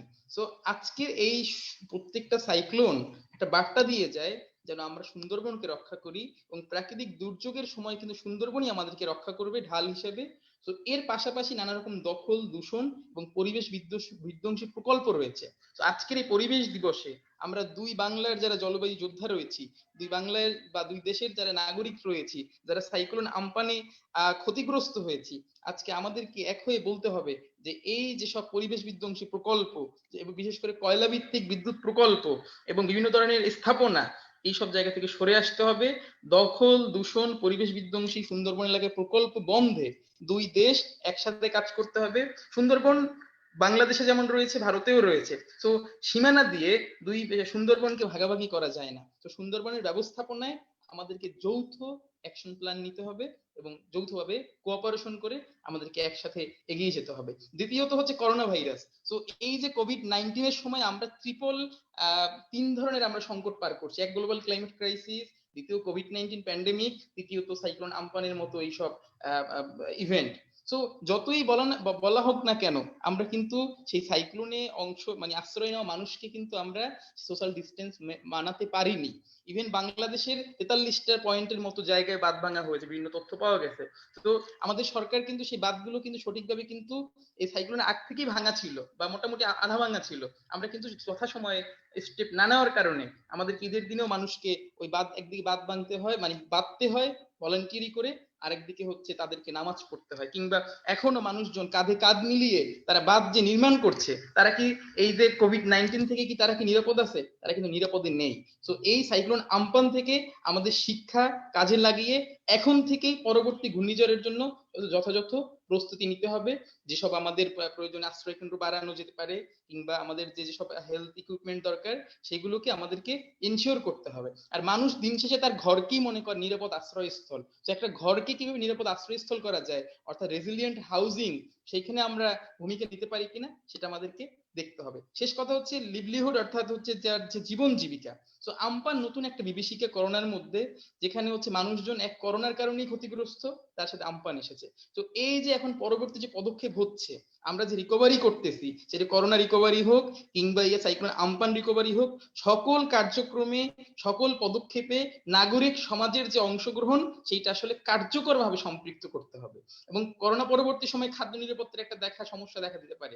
তো সেই কৃষকদেরকে, যে মৎস্য চাষী যার ঘের ভেসে গেছে, সেই মৎস্য চাষীকে তাকেও আমাদের পরিকল্পনা নিতে হবে। যার আম বাগানের আম ঝরে গেছে তাকেও পরিকল্পনা নিতে হবে। তো যৌথভাবে নাগরিক কেন্দ্রিক উদ্যোগের মাধ্যমে আমাদেরকে এই রিকভারিতে আসতে হবে। এর পাশাপাশি বাঁধ যখন জনগণকেই বাঁধতে হচ্ছে, বাঁধ যখন আমাকেই বাঁধতে হবে, এম্বার্কমেন্ট আমাকেই রিপেয়ার করতে হবে, আমাকে যেন বাঁধের মালিকানা দেওয়া হয়, আমাকে যেন এবং একটা মডেল কিন্তু বাংলাদেশে আছে, সিলেটে প্রতি বছর ফ্লাডে হাওরে বাঁধ ভেঙে যেত। তারা কিন্তু সেখানে একটা মডেল দাঁড় করিয়েছে, গণশুনানি করে নাগরিকদের মাধ্যমে প্রজেক্ট ইমপ্লিমেন্টেশন কমিটি করে তারা মাসের 29 তারিখের মধ্যে তারা বাঁধকে কিন্তু নির্মাণ করে। তো এই যে একই দেশ কিন্তু দুই ধরনের বাঁধ, একটা হাওরে বাঁধ, একটা উপকূলে বাঁধ, আমাদের সমন্বিত বাঁধ ব্যবস্থাপনা আইন দরকার। আর একটা সমস্যা আছে, যখন ঘূর্ণিঝড় হয় তখন হচ্ছে আমাদের মন্ত্রণালয় দুর্যোগ ব্যবস্থাপনা মন্ত্রণালয়, বাঁধ বাঁধবে পানি উন্নয়ন মন্ত্রণালয়, আবার সাইক্লোন আমপান মূলত ক্লাইমেট ক্রাইসিস বা সুন্দরবন এর সাথে কানেক্টেড, এটা হচ্ছে বন পরিবেশ জলবায়ু মন্ত্রণালয়। এতগুলো মন্ত্রণালয় কিন্তু সমন্বয়ের অনেক বড় বড় অভাব রয়েছে। তো আমাদের মনে হয় এই উপকূলের জন্য একটা উপকূল উন্নয়ন বোর্ড হতে পারে, কিংবা একটা ক্লাইমেট ট্রাইব্যুনাল অর্থাৎ জলবায়ু কমিশন আমাদেরকে দরকার রয়েছে। তো এই পয়েন্টগুলো আমার মাথায় আসলো, আপনাদের সাথে শেয়ার করলাম। এর পাশাপাশি জলবায়ু সংকট মোকাবেলায় বৈজ্ঞানিক গবেষণা দরকার, তথ্য বিনিময় দরকার। একসময় সার্ক অ্যাক্টিভ ছিল, তো বাংলাদেশ, ভারত বা দক্ষিণ এশিয়া সবাই মিলে তাদের তথ্য বিনিময় করতে পারতো, কিন্তু সেই তথ্য কিন্তু বিনিময়ের সুযোগটা সার্ক বন্ধ হওয়ার কারণে বা স্থগিত থাকার কারণে আমরা কিন্তু সেইগুলো বিনিময় করতে পারছি না। এর পাশাপাশি ট্রান্সবন্ডার ওয়াটার শেয়ারিং এ আমাদেরকে পার্টনারশিপ আনা দরকার। আজকের এই লাইভ থেকে আমরা সেই আহ্বান জানাচ্ছি। এর পাশাপাশি we ask to global community for more compensation and we are not in the position for adaptation. You are telling adaptation, আমরা কতবার অ্যাডাপ্টেশন করব? আইলা, সিডোর, মহাসেন, বুলবুল, নার্গিস, আমাদের আর কোনো অ্যাডাপ্টেশন মেকানিজম নেই। আমাদের কোপিং স্ট্র্যাটেজি হচ্ছে মেয়েকে বাল্য বিয়ে দিয়ে দেওয়া, আমাদের কোপিং স্ট্র্যাটেজি হচ্ছে শিশুকে শিশু শ্রমে জড়িয়ে করে দেওয়া, মাইগ্রেশন করা। সো এইগুলো আমাদের স্ট্র্যাটেজি। সো আমরা আর অ্যাডাপ্টেশন করতে পারবো না। আপনারা সেই যে কার্বন নিঃসরণ কমান, আর আমরা যে সংগ্রামে রয়েছি আপনাদের ভুলের প্রায়শ্চিত্ত করছি, এর জন্য আমাদেরকে ক্ষতিপূরণ দেন, গ্লোবাল ক্লাইমেট ইমার্জেন্সি ঘোষণা করেন, করে একসাথে কাজ করেন। COP26 স্থগিত হয়ে আছে, কিন্তু আমাদের সংকট, আমাদের সমস্যা স্থগিত হয়ে নেই। বাংলাদেশে প্ল্যানেট ইমার্জেন্সি ঘোষণা করা হয়েছে আমাদের দাবির প্রেক্ষিতে, এখন আমরা তার বাস্তবায়ন চাই। সুন্দরবনকে রক্ষা করুন, আমাদের উপকূলের মানুষকে রক্ষা করুন, আসন্ন বাজেটে যেন সরকার আমাদের সেই ন্যায্য হিস্সা দেয়, এটাই আমাদের দাবি। ধন্যবাদ Shibayan, thank you to all. ধন্যবাদ সোহানুর। আমরা অলরেডি 1 ঘন্টা ক্রস করে 17 মিনিট হয়ে গেছে। আমি জানি যে আমাদের স্পিকারদেরও অনেক ইম্পর্টেন্ট কাজ আছে, তাদের যে কমিউনিটি আছে তাদের সাথেও কাজ আছে। তো আমি এখানে আর এটা ডিলে করব না। আমি আস্তে আস্তে এনি কোয়েশ্চেনস ফ্রম ভিউয়ার বন্ধুদের থেকে যদি কোনো কোয়েশ্চেন থাকে আপনারা জিজ্ঞাসা করতে পারেন। আমি জানি কৌস্তব আপনার থেকে আপনার হাত উঠে আছে, আপনি কোয়েশ্চেন, বাট আমি সবাইকে একটাই আই উইল রিকোয়েস্ট এভরিওয়ান যেন আপনারা আপনাদের কোয়েশ্চেন ভেরি লিমিটেড রাখেন, just one question and very short, not a speech, যাতে আমরা আমাদের স্পিকারদের we can make sure that they can leave and go and do the important work they are doing. Yes, Kaustav, আপনার কাছে আমি unmute করছি, আপনি জিজ্ঞাসা করবেন। বলুন কৌস্তব। সবাইকে নমস্কার, আর সবাইকে জানাই শুভ বিশ্ব পরিবেশ দিবস। তো আমার প্রশ্নটা হচ্ছে যে সুন্দরবন তো তার কাটা বা সীমানা দিয়ে তো ভাগ করা যাবে না, যেহেতু সুন্দরবন বাংলাদেশেও আছে আর ভারতের আমাদের পশ্চিমবঙ্গেও আছে। তো ভারতের সরকার আর বাংলাদেশের সরকারকে মিলিত কি কি উদ্যোগে সুন্দরবনকে বাঁচানো যায়? এবং আমার যেটা কদিন ধরে মাথায় ঘুরছে যে সুন্দরবন আরো বেশি ক্ষতি হচ্ছে, সুন্দরবনের উপকূলবর্তী অঞ্চলে কিছু বসবাসযোগ্য স্থান গড়ে উঠছে, মানে একটা দুটো এরম করে এক একটা গ্রাম তৈরি হচ্ছে। ফলত সেখানে 3-4টে অসুবিধা দেখা দিচ্ছে, যেমন সেখানে হচ্ছে ঘূর্ণিঝড়ের সময় মানে যারা যেখানে থাকছে সেখানকার বাসস্থান এচ্যুত হচ্ছে। এছাড়াও সেখানকার যে বনজঙ্গল সেটা কেটেই তারা ঘরবাড়িটা তৈরি করছে। তো আমি বাংলাদেশের সরকারের কাছে এবং আমাদের সরকারের কাছেই দাবিটা রাখতে চাই যে সেখানকার হচ্ছে বসবাসযোগ্য স্থানটা যেন বন্ধ করা হোক এবং সেখানকার স্থানীয় মানুষদের অন্য জায়গায় স্থানান্তরিত করা হোক। কারণ সুন্দরবন আমাদের মা হিসেবে আঁচল দিয়ে আগলে রেখেছে। সুন্দরবন এরম ভাবে ধ্বংস হতে হতে হতে হতে একদিন কিন্তু সেই শাড়ির আঁচলটা ছিঁড়ে যাবে এবং পুরো বাংলাদেশের বেশিরভাগ অংশ এবং আমাদের বেশিরভাগ অংশই কিন্তু ধ্বংসস্তূপে একদম পরিণত হবে, যেটা এখনো আমরা দেখতে পাচ্ছি না। তাই আমি আজকে এই আলোচনাটা আমার খুবই ভালো লাগলো, আমি পুরোটা শুনলাম। আমার শুনে এই প্রশ্নটাই এলো যে আমরা দুই বাংলা সরকারের কাছে কি কি দাবি দাওয়া আনতে পারি, যে যে প্রকল্পগুলো আগে ছিল এখন বন্ধ হয়ে গেছে, এই দাবি দাওয়াগুলো এনে আমরা আবার সুন্দরবনকে নতুন ভাবে গড়ে তুলতে পারি, এটাই। ধন্যবাদ কৌস্তব। কিন্তু এই কোয়েশ্চেন কার জন্য?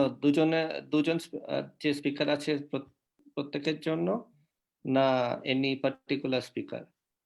না না, যে কোনো একজন বললেই হলো, সবাই খুবই ভালোভাবে ইয়ে করেছেন, বিশ্লেষণ করেছেন। আচ্ছা, ঠিক আছে। তো শাহিন আর বা জান্নাতুল কেউ একজন এটার উত্তর দেন, তাহলে আমরা টাইমটা উইদিন লিমিটে রাখতে পারবো।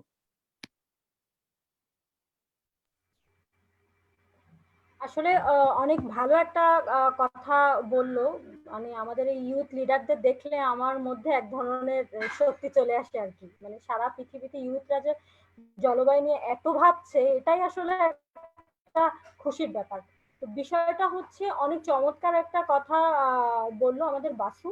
এটা তো আসলে গভর্নমেন্ট রিলেটেড ব্যাপার, গভর্নমেন্টের সাথে লবিং এর ব্যাপার। তো যেটা হবে, আমরা হয়তো যখন আমরা গভর্নমেন্টের সাথে অ্যাডভোকেসি করব, বা আমরা তো এগুলো নিয়ে কাজ করছি, তখন আমরা আসলে এই ধরনের কথাগুলো তাদের কাছে তুলে ধরার চেষ্টা করব যে শুধু বাংলাদেশ নয়, ভারত থেকেও, আমাদের পার্শ্ববর্তী দেশ থেকেও তাদেরও একই প্রস্তাবনা যে যেন সুন্দরবনকে রক্ষা করা হয়।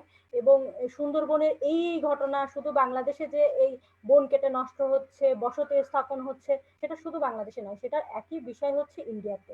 তো আমরা সেক্ষেত্রে যখন আমরা গভর্নমেন্ট লেভেলে বা ন্যাশনাল লেভেলে কথা বলবো, বা ইন্টারন্যাশনাল ফোরামে যখন কথা বলবো, এবং আমি এখানে দাদাকে এবং সোহানকেও বলতে চাই, আপনারা যারা ইন্টারন্যাশনালি কাজ করছেন, ওনাদের এই ভয়েস বা বাসু যে কথা বললো, এই ভয়েস গুলো যেন আপনারা রেইজ করেন যে লোকাল লেভেলের মানুষগুলো আসলে এগুলো ভাবছে জলবায়ু নিয়ে। ধন্যবাদ। ধন্যবাদ, ধন্যবাদ জান্নাতুল। শাহিন, আমি মিস্টার সন্তোষ সেনের কাছে কোয়েশ্চেন জিজ্ঞেস করি, না আপনি কিছু বলতে চান?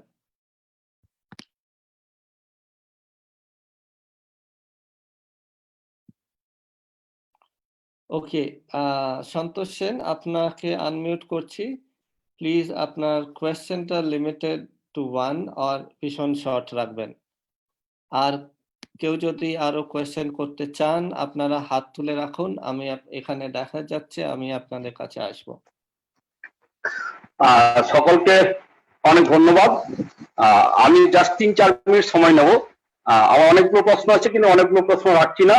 যদি কোনোদিন সুযোগ হয় আবার প্রশ্ন রাখতে পারি, বা আমি যদি অর্গানাইজার মনে করেন, তাহলে আমি আলোচনাতে অংশগ্রহণও করতে পারি অ্যাজ এ স্পিকার। আচ্ছা, তো সবাই এটা পরিষ্কার করে বলেছেন বক্তারা যে সুন্দরবনকে বাঁচাতে হবে, এবং সেটা বাংলাদেশ ভারতবর্ষ দু অঞ্চলেই। সুন্দরবনকে না বাঁচালে বাংলাদেশের বিভিন্ন অঞ্চল এবং আমাদের কলকাতা এইটা আর বেঁচে থাকবে না। এটা মানুষ বুঝছেন না, এবং এটা বাঁচাতে হবে, তার জন্য আমাদের কি কাজ করতে হবে, এটা সবাই বলেছেন, এবং এটা খুব কারেক্ট বক্তব্য। আমার সাইনের কাছে স্পেসিফিক কোশ্চেন আছে, সেটা সাইনের বক্তব্য শুনে আমার মনে হয়েছে যে সাধারণ মানুষই যেন অনেক বেশি সুন্দরবনকে ধ্বংস করছে। মাছ ধরতে গিয়ে কাঠ কেটে নিয়ে আসছে, মধু সংগ্রহ করতে গিয়ে বন্য প্রাণীগুলো বেরিয়ে আসছে, হরিণের কথা বলেছে। আমার মনে হয় এটা একটু গভীরে ভাবা দরকার। আজকে পুরো যে সুন্দরবন এলাকা, সে তথ্য আমি যাচ্ছি না, সেখানে কিন্তু অনেক কিছু চক্রান্ত চলছে রাষ্ট্রীয় বাহিনীর এবং কর্পোরেট বাহিনীর। প্রথমত যে ভেরিগুলো, মাছ চাষগুলো, সেগুলো কিন্তু অনেক বড় বড় কোম্পানি, মাছ ব্যবসায়ী, তাদের হাতে তুলে দেওয়া হয়েছে। তাদের সেখানে মিলিয়ন ডলারের ব্যবসা হতে পারে, হ্যাঁ, বা কোটি টাকার ব্যবসা। এবং আলোচনায় কিছুটা এসেছে যে রামপাল প্রজেক্ট, এই রামপাল প্রজেক্ট কে যদি আমরা বন্ধ করতে না পারি, এবং এর বিরুদ্ধে যদিও বাংলাদেশের মানুষরা, আমাদের বন্ধুরা আছেন ওখানে, অনেকেই ভয়েস রেজ করেছেন, কিন্তু এটাকে কিন্তু আমাদের রুখতেই হবে, এবং তার অল্টারনেটিভ কিন্তু আমাদের ব্যবস্থা আছে, যেটা নিয়ে আলোচনা হচ্ছিল। সুতরাং ফসিল ফুয়েল নয়। এবং এখানে একটা জিনিস আমাদের বক্তাদের ভাবতে বলবো, যে আজকে যে হঠাৎ করে বন্ধ করে দেওয়া হলো রিনিউয়েবল সোর্সেস অফ এনার্জি গুলো, যেটা ম্যাডাম বলছিলেন, সেখানে কিন্তু ফসিল ফুয়েল কোম্পানি, অর্থাৎ কয়লা এবং পেট্রোল কোম্পানির লবির, তাদের কিন্তু বিরাট ভূমিকা আছে। তাদের মিলিয়ন ডলার না, তাদের ট্রিলিয়ন ডলারের ব্যবসা আছে। সুতরাং তাদের ব্যবসায় ঘা পড়ে যাবে যদি আজকে অল্টারনেটিভ টেকনোলজিকে আরো উন্নত করা হয়। এই বিষয়গুলো আজকে পরিবেশ দূষণ, আমি শেষ করছি, পরিবেশ দূষণকে যদি আজকে আমরা ইন্টারন্যাশনালি খুব গভীরভাবে না ভাবি, তাহলে কিন্তু আমরা ছিটে ফোটা একে দায়ী করে, ওকে দায়ী করে, বা টুকটাক দাবি তুলে কিন্তু আজকে আমরা কিছু করতে পারবো না। অর্থাৎ আবার আমি বলছি যে আমাদের পরিবেশ দূষণ বিশ্বজুড়ে এটা আন্তর্জাতিক বিষয়, রাষ্ট্রীয় বিষয় নয়, স্থানিক বিষয় নয়, এবং এটা অনেক গভীরে ঢুকে গেছে, এবং এখানে বহুজাতিক কোম্পানিগুলো, সরকারের, রাষ্ট্রের ভূমিকাটাকে কিন্তু আমাদের সামনে আনতে হবে। এটাই। ধন্যবাদ।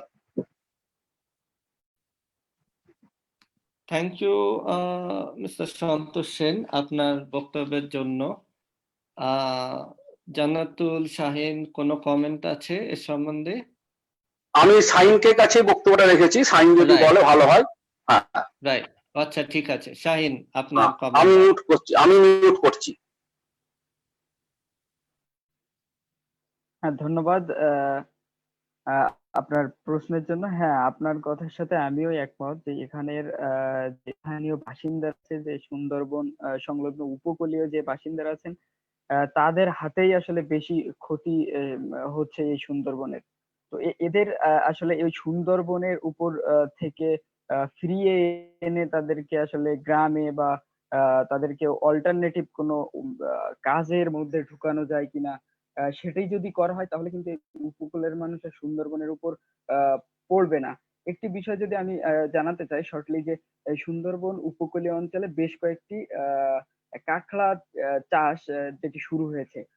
তাতে কি হচ্ছে, এখানে সুন্দরবনে যারা আগে যেত, যারা মধু বা অসাধু উপায়ে বিভিন্ন ক্ষতি সাধন করতো, তারা কিন্তু এলাকাতে চলে আসছে এবং তারা কিন্তু আবার বিভিন্ন চাষ বা বিভিন্ন আহ মৎস্য চাষ বা কৃষি কাজ করে তারা কিন্তু জীবিকা নির্বাহ করছে। তো সুতরাং আমার যেটা মনে হয় যে গভর্নমেন্ট যদি চেষ্টা করে যে তাদেরকে সুন্দরবনের উপর যারা নির্ভরশীল তাদেরকে ফিরিয়ে এনে এই সুন্দরবন উপকূলীয় অঞ্চলে বেঁচে থাকার, তাদের জীবিকা নির্বাহ করার অল্টারনেটিভ কোনো ওয়ে তৈরি করে দেয়, তাহলে এই সুন্দরবন উপকূলীয় মানুষদের হাত থেকে সুন্দরবন কিছুটা হলেও রক্ষা পাবে।